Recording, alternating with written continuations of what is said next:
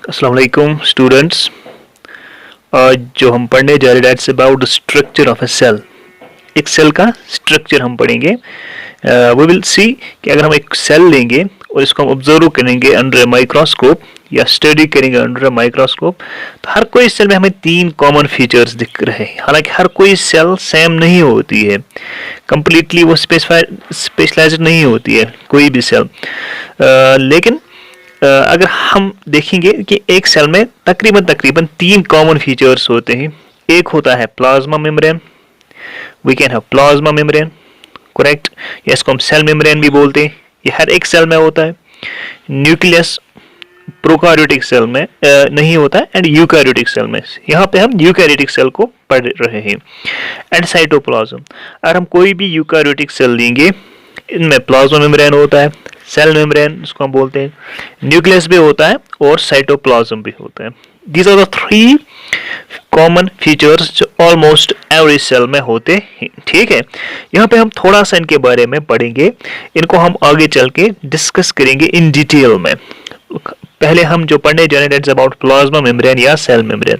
Plasma membrane के इसका structure क्या है, इसके फीचर्स या इसकी जो फंक्शंस है वो क्या है, इंशाल्लाह वो हम आगे चल के पढ़ेंगे। फिलहाल यहाँ पे हम थोड़ा सा इसके बारे में पढ़ेंगे ये क्या होता है।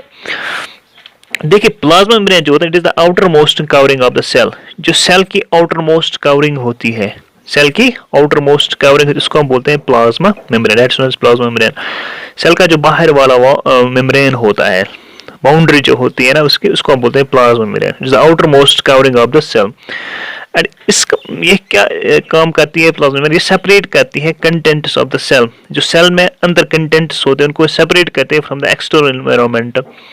जो सेल के बाहर एनवायरनमेंट है उससे सेल कंटेंट्स जो होते हैं उनको ये सेपरेट करती है। यानी कि अंदर सेल कंटेंट्स होते हैं, बाहर और कुछ एनवायरनमेंटल होता है, एक्सटर्नल एनवायरनमेंट।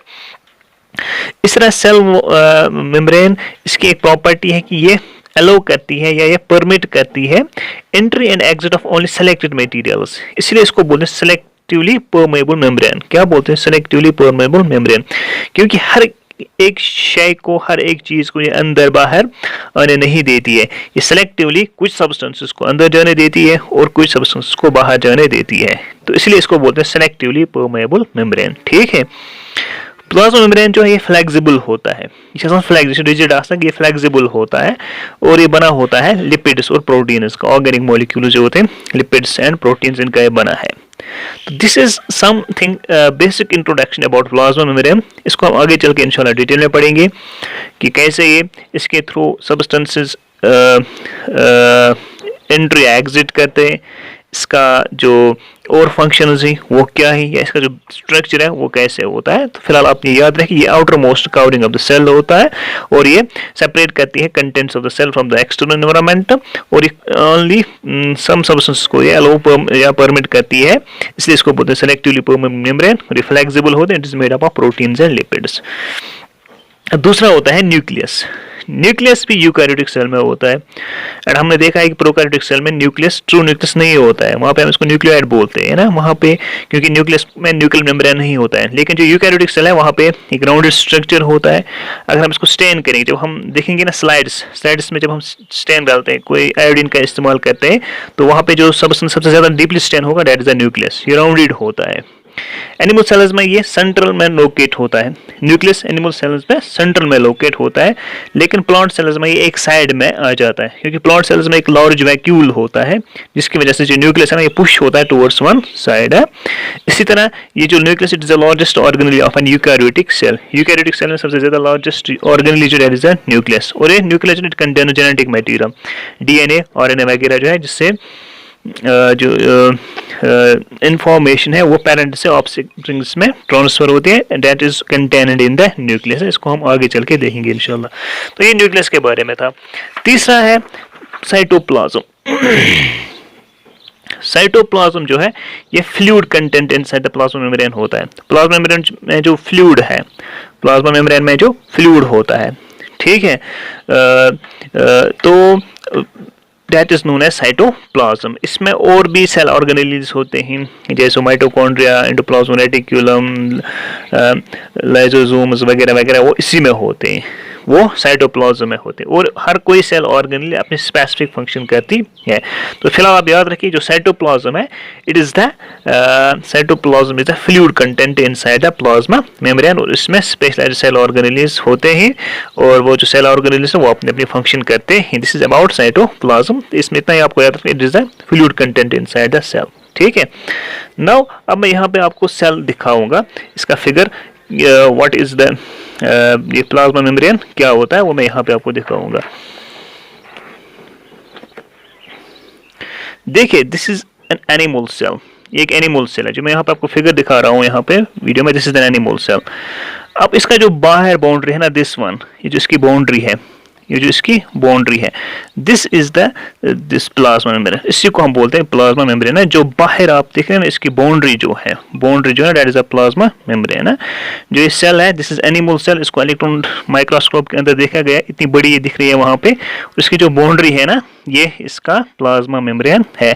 अब इसके अंदर जो बाकी है ना, these are the cell organelles है, उनको हम आगे चल के पढ़ेंगे। फॉर एग्जांपल ये जो है ना फ्लूइड वाला मैट्रिक्स, ये जो रेड वाला है यहाँ से, this is the cytoplasm, this is cytoplasm. And बाकी यहाँ पे इसमें ये सेल ऑर्गेनेलीज है, ये है न्यूक्लियस का, दिस इज द न्यूक्लियस है, इसमें न्यूक्लियर इन्वेलप दिखा रहा है, ये न्यूक्लियर पोर है, न्यूक्लियस में होता है, न्यूक्लियोलस होता है। एंड इसी तरह यहाँ पे दिस इज द माइटोकॉन्ड्रिया, ठीक है, यहाँ पे गोल्गी कॉम्प्लेक्स है, दीज आर गोल्गी वेसिकल्स है। इस तरह बाकी भी सेल ऑर्गेनेल्स हैं, तो वो this is the typical animal cell है, this is the animal cell. इस तरह प्लांट सेल में अगर हम देखेंगे नीचे, this is the plant cell, it has also been, इसको भी स्टडी किया गया, देखा गया under electron microscope, this is the plant cell.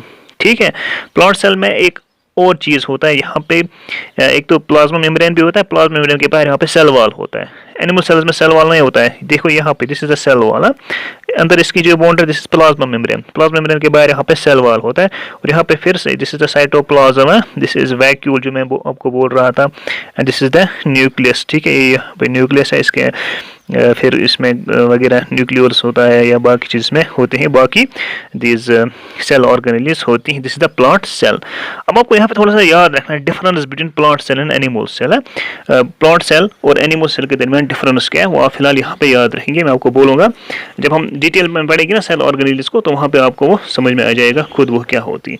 ठीक है, अब फर्स्ट यहाँ पे हम देखेंगे this difference between plant cell and animal cell. देखिए क्या होता है इनके दरमियान डिफरेंस। जो सेल वॉल है that's present in plant cell and that's absent in animal cell. ठीक है, सेल वॉल जो है that's present in plant cell and absent in animal cell, आपको याद रखना है। एंड प्लाज्मा मेम्ब्रेन दोनों में है, प्लांट सेल में भी है, एनिमल सेल में भी प्लाज्मा मेम्ब्रेन है। ठीक है, साइटोप्लाज्म में सेल ऑर्गेनेल्स दोनों में, माइटोकॉन्ड्रिया भी दोनों में, प्लांट सेल में भी, एनिमल सेल में। Plastids only present in plant cell, animal cell में वो नहीं है। एंडोप्लाज्म रेटिकुलम, इसको हम ईआर भी बोलते हैं, ये सेल ऑर्गेनेल्स में बोल रहा हूँ, ये दोनों में प्रेजेंट है। गोल्गी एपरेट्स भी दोनों में प्रेजेंट है, राइबोसोम्स भी दोनों में प्रेजेंट है। सेंट्रियोल्स सिर्फ एनिमल सेल में होते हैं, प्लांट सेल में वो एब्सेंट होते हैं। लाइसोसोम्स प्लांट सेल में अनकॉमन होते हैं, कभी कभी हो सकता है, नहीं भी हो सकता है, एनिमल सेल में वो कॉमन ही। न्यूक्लियस दोनों में प्रेजेंट है, और वैक्यूल वो लार्ज होता है प्लांट सेल में, और एनिमल सेल में वो स्मॉल होता है। ठीक है, तो दीज आर द डिफरेंसेस या कंपोनेंट्स जो प्लांट सेल में एनिमल सेल में पाए जाते हैं। करेक्ट। इसके बाद मैं आपको थोड़ी सी कुछ सेल्स की स्ट्रक्चर्स दिखा रहा हूँ, जो डिफरेंट सेल्स हमारी बॉडी में होते हैं। हमारी बॉडी में जो डिफरेंट सेल्स होते हैं वो कौन कौन से होते हैं, देखिए यहाँ पे फर्स्ट जो सेल है, this is the smooth muscle cell, ये मसल सेल है। दिस वन, हमारी बॉडी में मसल्स जो होते हैं, इनमें जो सेल्स होते हैं वो इस टाइप के होते हैं, मसल सेल। ब्लड सेल्स हमारी बॉडी में होते हैं वो ऐसे होते हैं, हमारे सेल्स में, हमारी बॉडी में आरबीसीज होती हैं, red blood cell, white blood cells वगैरह, वो ऐसी होती हैं इस तरह। नर्व सेल ये वो ऐसी होती है जो इन्फॉर्मेशन कैरी करती है हमारी बॉडी में। फैट सेल्स ऐसी होती हैं, ठीक है, रिंग शेप लगती है फैट सेल्स। स्पर्म जो मेल्स में होता है, स्पर्म वो ऐसे होता है, स्पर्म सेल का शेप। ओम जो होता है जो फीमेल्स में होता है वो ऐसे होता है। These are the different various cells from the human body. ठीक है, तो इंशाल्लाह जो नेक्स्ट वीडियो होगा इसमें हम जो डिफरेंट सेल ऑर्गेनेल्स है एक तो वो भी डिस्कस करेंगे, लेकिन इससे पहले हम प्लाज्मा मेम्ब्रेन को डिटेल में डिस्कस करेंगे। And thank you.